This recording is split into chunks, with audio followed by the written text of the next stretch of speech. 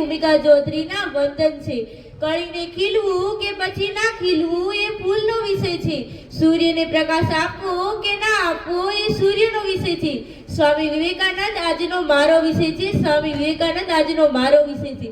जो बात दवा से नहीं बनती वो बात दुआ से बनती है. जो बात दवा से नहीं बनती वो बात दुआ से बनती है. मिल जाए जैसे नेता नंद जैसे संत, मिल जाए जैसे स्वामी विवेकानंद जैसे संत, तो बात खुदा से बनती है, तो बात खुदा से बनती है. સ્વામી વિવેકાનંદ જેમનું મૂળ નામ નરેન્દ્રનાથ દત્ત હતું, તેમનો જન્મ 12 જાન્યુઆરી 1863 ના રોજ કલકત્તામાં થયો હતો. તેઓ તેમના અભ્યાસ સમયથી જ તેમના ગુરુ રામકૃષ્ણ પરમહંસ સાથે જોડાયા હતા. તેમના ગુરુ રામકૃષ્ણ પરમહંસ પાસેથી તેમને ઘણા દિવ્ય અનુભવો પ્રાપ્ત થયા હતા. પશ્ચિમી સભ્યતાની ભારતીય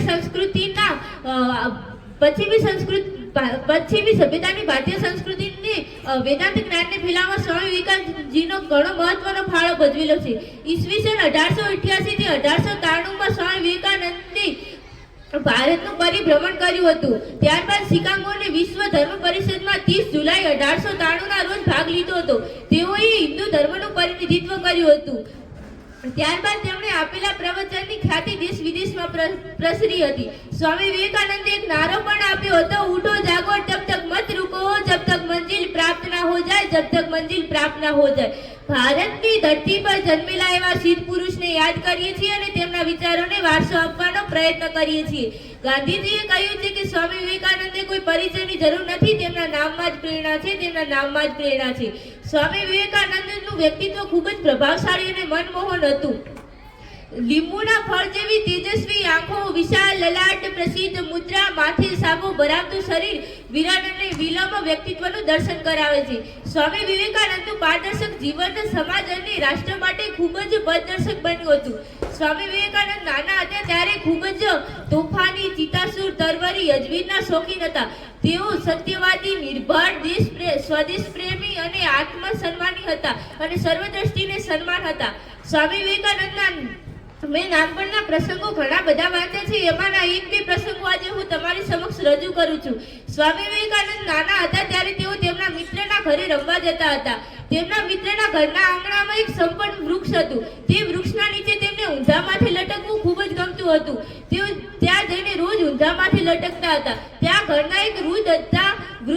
તે આ સ્વામી વિવેકાનંદને રોજ જોતા હતા અને તેમને વિચાર આવ્યો, ક્યાંક આ છોકરો પડશે તો તેને લાગશે, અથવા જો ક્યાંક આ ઝાડને નુકસાન પહોંચાડશે તો મને મળતા ફૂલ બંધ થઈ જશે, મને મળતા ફૂલ બંધ થઈ જશે.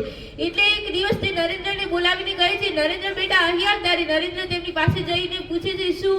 ત્યારે તે વૃદ્ધ કહે છે આ ઝાડ પર ચડતો નહીં. ત્યારે નરેન્દ્ર પૂછે છે કે ત્યારે તે વૃદ્ધ કહે છે આ ઝાડ પર એક બ્રહ્મ રાક્ષસ રહે છે. જો તું આ ઝાડ પર ચડશે તો તે તારી ઓડ મરડી નાખશે અને તે તારી ઓડ મરડી નાખશે.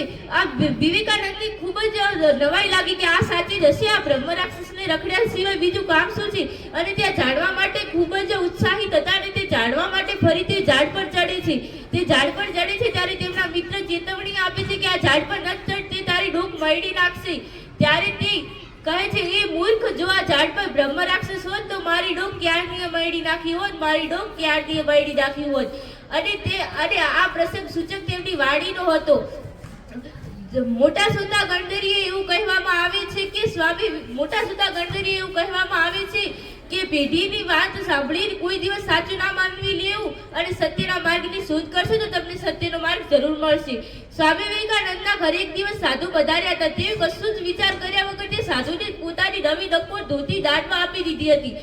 અને આ વાતની તેમની માતા ભુવનેશ્વરીને ખબર પડે છે. ત્યારે તેમની માતા જ્યારે પણ તેમના ઘરે કોઈ પણ સાધુ આવે ત્યારે તેમને ઓરડામાં બંધ કરી દેતા હતા.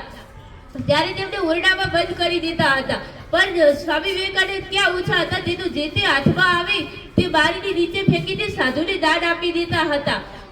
जो मौजों से टकराता है उसे तूफान कहते हैं, जो मौजों से टकराता है उसे तूफान कहते हैं, जो तूफान से टकराता है उसे एक युवान कहते हैं, उसे एक युवान कहते हैं. સ્વામી વિવેકાનંદ માનતા હતા કે જેવી તમે તમારી જાતને ગાઢશો તેવા તમે બનશો. સ્વામી વિવેકાનંદ માનતા હતા કે વિદ્યાર્થીની અંદર 3 વાતો સિદ્ધ થવી જોઈએ: કામ કરી શકે તેવો હાથ, કલ્પના કરી શકે તેવું મગજ અને સંવેદના સમજી શકે તેવું હૃદય. તેઓ માનતા હતા કે વિદ્યાર્થી ભણી ગણીને આગળ જઈને ડિગ્રી મેળવે તે સારું કામ છે, પરંતુ તેનું હૃદય કાર્યશીલ રહેવું ખૂબ જ જરૂરી છે. અંતમાં બસ એટલું કહેવા માંગીશ કે તમે ખડા છો તો તમારા લક્ષ્ય માટે ઊભા રહો तो તમે एक पेड़ की तरह और गिरो तो एक बीज की तरफ, क्योंकि फिर से उठकर उस लक्ष्य की तरफ जंग लड़ सको.